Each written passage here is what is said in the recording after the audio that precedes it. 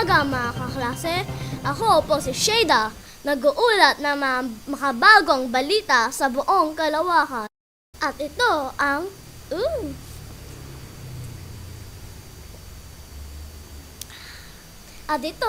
ang balitang ha. Para sa unang balita, may bagyong tumama sa Laguna kaninang umaga lang. Nag-uulat si Cynthia. Salamat, Shayda. Kanina lamang ay may bagyong tumama sa Laguna. Ito ay taglay na lakas ng hangin na umabot ng 140 km/h. Ayon sa footage na nakuha sa isang Nokia 3310 cellphone, nakapagdulot ng mga flash floods sa buong Laguna at nagresulta sa pagkaputol ng kuryente at pagsara ng mga gusali.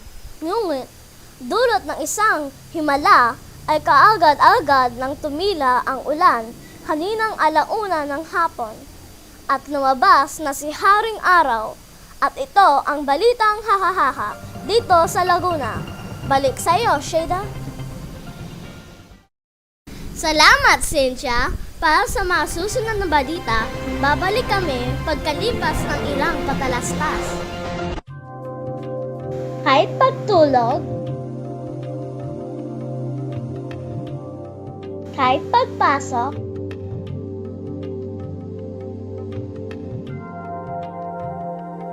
kahit buong araw sa labas ng bahay. Hi! Nandito na po ako!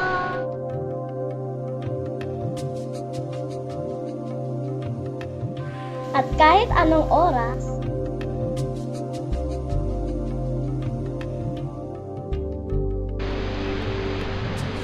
para sa maganda, madulas at malambot na buhok, gumamit ng brush. Ang nangunang brush sa buong Pilipinas. Brush. Mga kaklase, nagbabalik ang balita haka. Ikaw ba ay matipid? Sa gastos napakakuripot? Pwes, may solusyon dyan. Balikan natin si Cynthia para sa isang sorpresa. Nandito tayo ngayon sa bayan ng Laguna, sa isang bahay dito sa San Lorenzo ay makakabili kayo ng mga segunda mano ng mga kagamitan. Kaya sa lahat ng mga nagtitipid dyan, halika na at dumayo. Kaya kausapin natin ang napakagandang si Aling Rita. Sa iyo po ba lahat ng mga kagamitang ito? Ay naku, hindi po. Ilan po ng mga gamit dito galing po sa daddy kong mister, sa mga kamag-anak ko, tapos sa mga ibang kapitbahay ko. Ah, sabi niyo pong dati yung asawa. Nasaan na po siya?